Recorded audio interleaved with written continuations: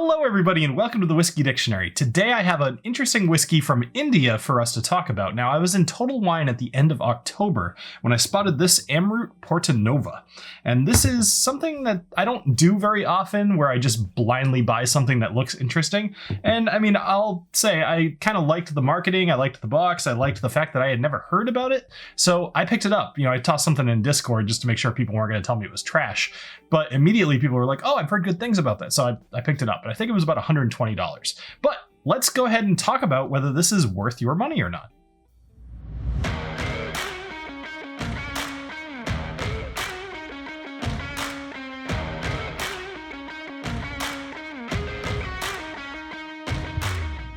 Portonova is not necessarily a new whiskey. This is something that's been around since about 2011, 2012, somewhere in there. However, it was usually not released as cask strength. Amrut even did release a couple of them as cask strength as kind of like special releases. However, this one right here is batch number 1 from 2022, and it is interesting. I can't really find anything about it online. Like, I think I found one other post of somebody reviewing this specific whiskey, which I think is really interesting that it's so rare. So sorry if you guys can't find this, but I hope you find this interesting anyway.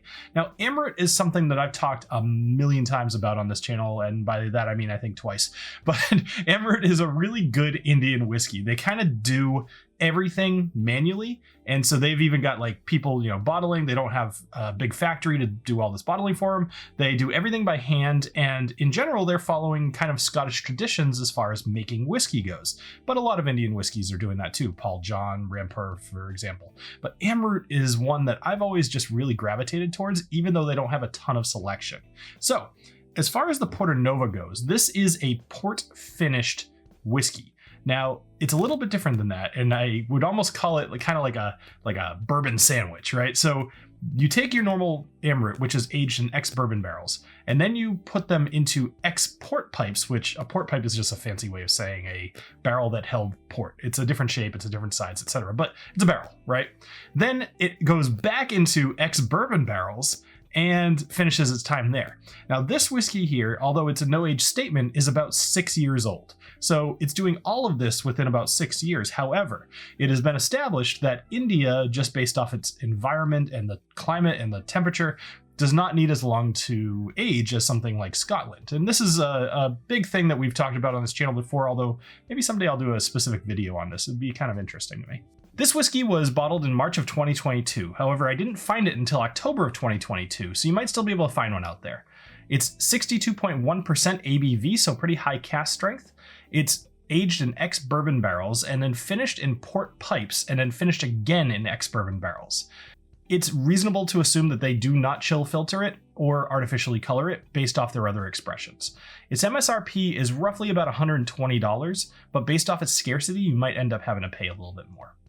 Now you might be asking yourself, what is Portonova? Or maybe if you speak Spanish, it's pretty easy to figure out. Basically means new port, right? But it's named after a town on the east coast of India known as Parangapete. And I'm going to put that spelling down here because I definitely butchered the naming. So sorry about that.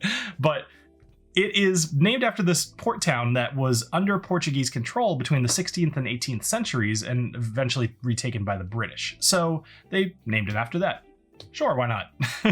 But anyway, let's get into the nosing and the tasting, all right? Because that's why you guys are here, right? Now, the nose on this is super interesting if you like port. And that is definitely going to be the preface here among everything else I'm about to say is if you like port finishes, take everything I say.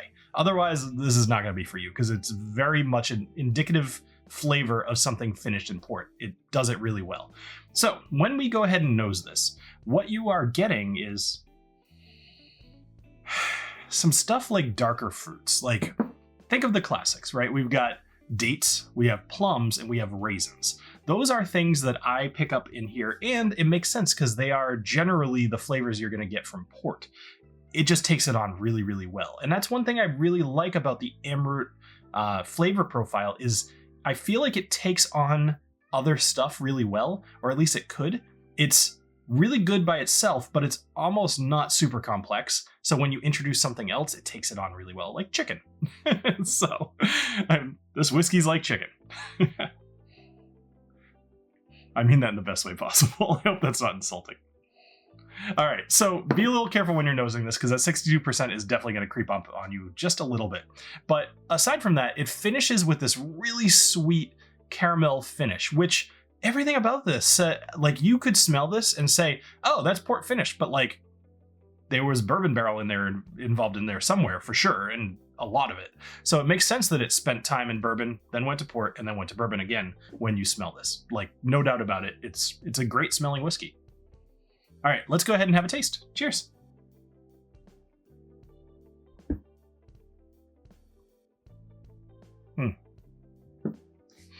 Now, keep in mind again, high proof. So you're gonna wanna have a few different sips before you really try to pick this one apart.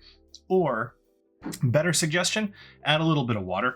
Now, I added water off screen just so I don't have to spend the time doing it on camera, so I'll incorporate those notes into this and let you know how that goes. So the first thing that you're getting is, at least that I'm getting, I should say, is kind of like a cherry liqueur. It tastes almost a little fake cherry, but what I'm attributing this to is a cherry flavor that has been mixed together with kind of a charred oak barrel.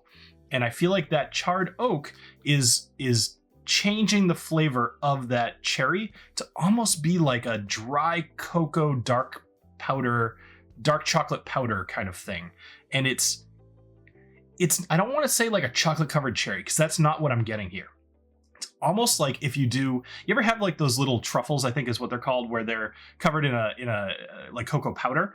It's similar to that if there was some cherry flavor, almost like a cherry extract. I like that. Okay, we put that together. Finally, we got there. So dark chocolate truffle or chocolate truffle covered in dark chocolate cocoa powder with cherry extract in the chocolate. Love it. Oh, that was a good one. I like that note. All right. Stuff that's far less impressive than that, putting that one together, is you're tasting raisins for sure. You're tasting vanilla for sure. You're not tasting the caramel, which you are smelling a whole lot. I don't taste it a ton. But aside from that, I think that's most of what you're getting here. Let me have one more sip. Because, as I said, you're going to pick out some more stuff once you water this down. And once you water this down, it does start to release some of that caramel flavoring. However, I would say that the dark chocolate turns, this is so ridiculous to even say out loud, but just this is what I get. The dark chocolate turns into milk chocolate because it introduces almost a creaminess to the flavor, like the texture, and it just makes me think of that. But I'm still sticking with that really elaborate truffle thing. I like that a lot. All right. Anyway, so let's go ahead and talk overall. I think it's pretty clear that I enjoy this whiskey. And as always, I'm going to take price into account because $120 is a lot to spend on a whiskey. However, when you consider, although no age statement, this is about 6 years old, that's something that I'm actually going to kind of put to the side, because when you consider aging in India, the time frame that they spend there is almost a third of what it would be in Scotland for something similar. In other words, a 6-year-old whiskey in India should be like an 18-year-old in Scotland, as far as the amount of influence that the barrels can have. But then you throw that kind of away because you're throwing this into a port pipe and adding the flavor and texture from export barrel, and then you're doing all kinds of stuff. So the age is kind of a throwaway here. In fact, they don't even state it. So again, throw that away. $120 is kind of a lot. But when you consider import fees and blah, blah, blah, like, I consider the price to be justified based off what they have to do to get it here and get it into my hands.